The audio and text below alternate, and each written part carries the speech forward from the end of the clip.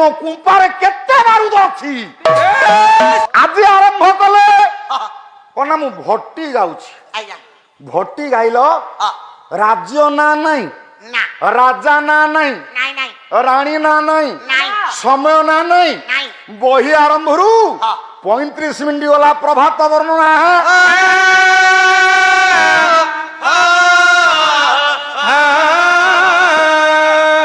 আউ মো কর্মী মানে বসিগলা পরে তোমার শ্লোক মনে পইলা মূলରୁ ওপাড়িবিনি খালি ডাল গোটে জোড়ে ভাঙ্গিবি ভট্টি বহি মো ব্যাগের অছি তালা ছাড়ি ଯିବି আচ্ছা ଦେଖିବ নেই কেতে ঠিক গাইছ কেতে ভুল গাইছ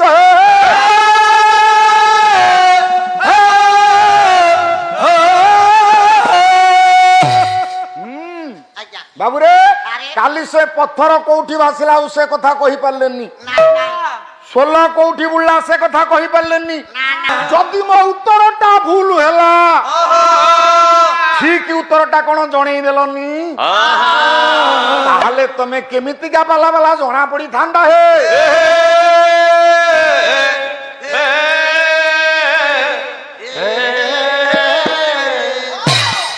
যদি মো উত্তর ভুল তুমি জଣେই থান্ত তারপরে ঠিক ভুল সমস্ত বাবু মানে জ্ঞানী মানে পণ্ডিত মানে বুঝি পারি থান্ত আচ্ছা রহ পাটি করনা মতে দুঃখ লাগিলা কেড়ে সুন্দর পারিবারিক বিষয়টি মু আরম্ভ করি গলি তা ভিতরে আହୁରି অনেক কথা থিলা সমাজকু কেতে শিক্ষা থিলা অথচ তুমি গোটিয়ে ধাড়ি সেথুরু ধরলনি তাহলে পাল্লা ছাড়ি যাই পাম্পড় বেপার কর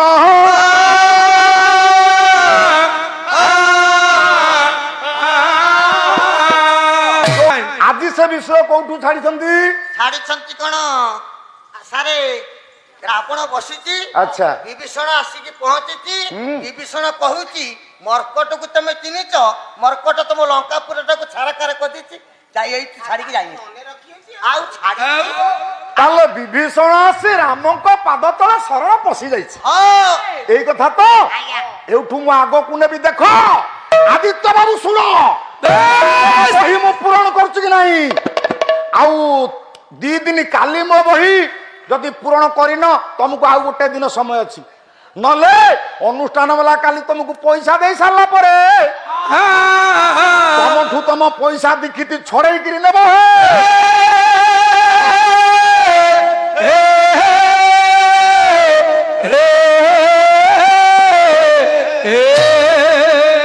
সেদিন লঙ্কা কটকর 10 মাথ রাবণ রাতিরে শোই পারুনি পলঙ্ক উপরে পড়ুছি পলঙ্ক উপরে উঠি বসুছি জনে দুঃখ আসি হাত যোড়িলা মণিমা কোণ হয়েছি মণিমাଙ୍କର জয় ହେଉ মণিমাଙ୍କର জয় হে যা স্বামী বাবুকে ধরি আনে বসি পাল্লা শুনিব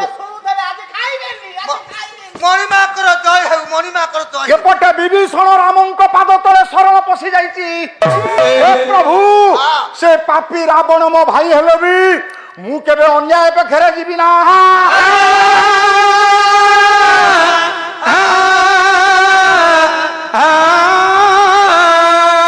রাবণ সই পারুনি মো ভাই যাই রাম পাদ তলে শরণ পশিছে শত্রু পাদ তলে শরণ পশিছি কাহাকু আউ কহিবি দিন রামଙ୍କ পাদ তলে বিভীষণ বসি যাইছি বসিলা রামଙ୍କୁ প্রার্থনা করুচি ডাকিলা সেপটে লঙ্কা কটকরে রাবণ শান্তিরে শোই পারুনি হে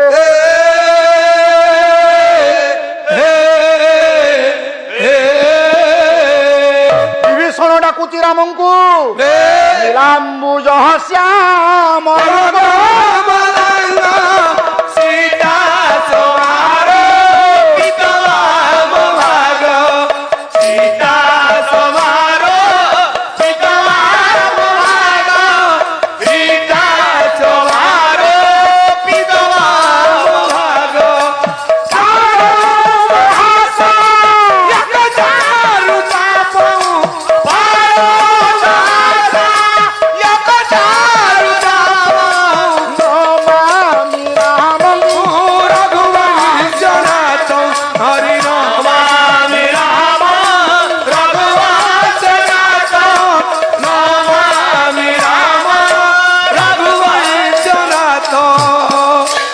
ଅତ୍ୟନ୍ତ ମର୍ଯ୍ୟାଦା ପୁରୁଷୋତ୍ତମ ରାମଙ୍କର ପାଦ ତଳେ ସେଦିନ ବିଭୀଷଣ ସତ୍ୟ କରୁଛି, ହେ ଠାକୁର ମୁଁ ଆଜି ତ୍ରିବାର ସତ୍ୟ କରୁଛି, ଲଙ୍କା କଟକରୁ ରାବଣ ଯୋଉ ବୀରଙ୍କୁ ପଠେଇବ ସୂତ୍ର କରି ଆପଣ ହାତରେ ତାଙ୍କୁ ମାରିଦେବି।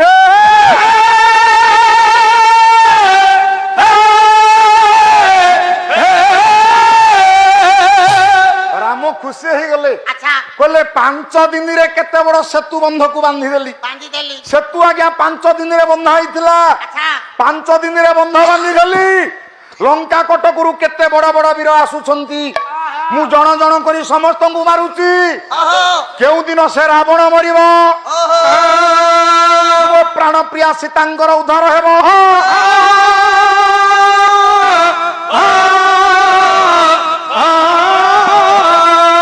ଏପଟେ ରାବଣ ହତୋତ୍ସାହିତ ହେଇଯାଉଛି, ମୁଣ୍ଡରେ ହାତ ଦେଇ ଦଉଛି।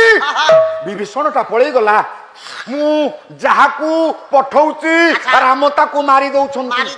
ଆସନ୍ତା କାଲି ସକାଳେ କାହାକୁ ସେନାପତି କରି ପଠେଇବି। ସେପଟେ ବିଭୀଷଣ ରାମଙ୍କ ପାଖରେ ଅଛି, ଏପଟେ ରାମଙ୍କ ପାଦ ତଳେ ଦୂତ ଜଣେ ବସିଗଲା, ହାତ ଯୋଡିଦେଲା, କହିଲା ଠାକୁରେ ହେ ମହାରାଜ ଯଦି ମୋ ମୁଣ୍ଡ ରଖିବ ତାହେଲେ ମୁଁ ତୁଣ୍ଡ ଖୋଲିବି, ମୋ ତୁଣ୍ଡ ଖୋଲିବି। ବିଭୀଷଣ ସେଦିନ ଲଙ୍କା କଟକରେ ନାହିଁ, ବିଚଳିତ ରାବଣ କହିଦେଲେ, ରାବଣ ହେ ଦୂତ ଆରେ ତୁ କଣ କହିବାକୁ ଯାଉଛୁ? ଆପଣଙ୍କର ମନ କଣ ପାଇଁ ଦୁଃଖ, ମତେ ଟିକେ କୁହନ୍ତୁ କଣ ପାଇଁ ଦୁଃଖ? ଆରେ କାଲି ସକାଳେ କାହାକୁ ପଠେଇବି ରାମକୁ ମାରିବା ପାଇଁ କି?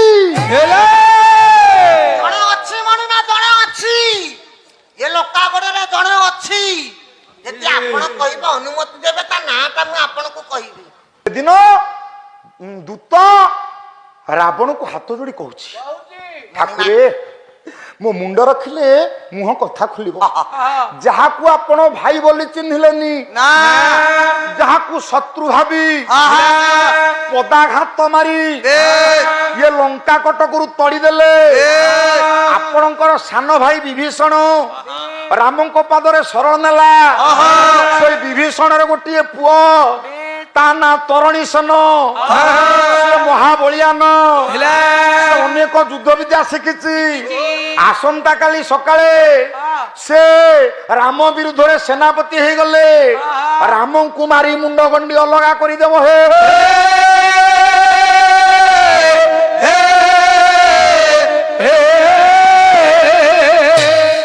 ରାବଣ ଚମକି ପଡିଲା, ଯୋଉଠି ମୋ ପୁଅ ଇନ୍ଦ୍ରଜିତ ହାରିଗଲା, ଅକ୍ଷୟ କୁମାର ହାରିଗଲା, ଯୋଉଠି ଏ ଲଙ୍କା କଟକର ବଡ ବଡ ବୀର ମାନେ ହାରିଗଲେ,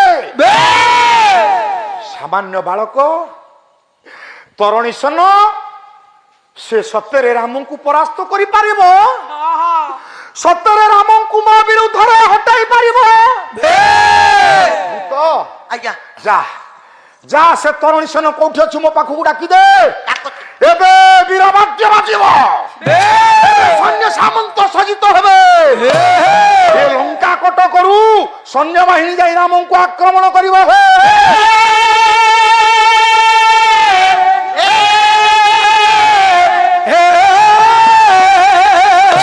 ଯାଉଛି ଦୂତ, ମୁଁ କହିଛି ଯୋଉ ମାଟିକି ଯିବା ଆଗ ସେ ମାଟି ମାକୁ ପ୍ରଣାମ କରିବା। ଏଇ ମାଟିର ପୁଅ ସେଇ ରଥ ଶର୍ମା ଲେଖିଲେ, ବୋଲେ ଧରଣୀ ତରଣୀସେନକୁ ଡକାଇ ଧରଣୀ ସୁତା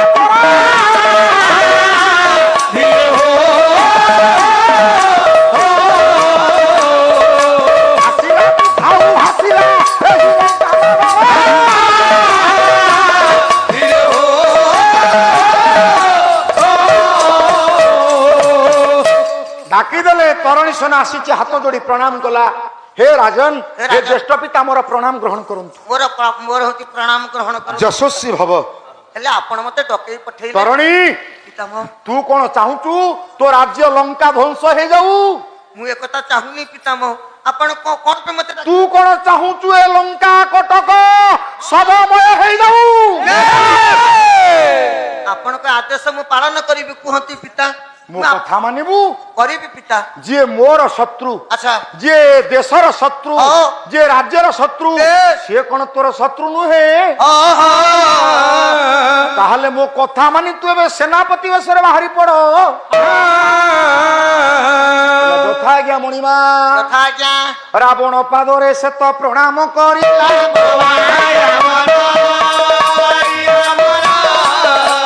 ରାବଣ ପାଦରେ ସେ ତ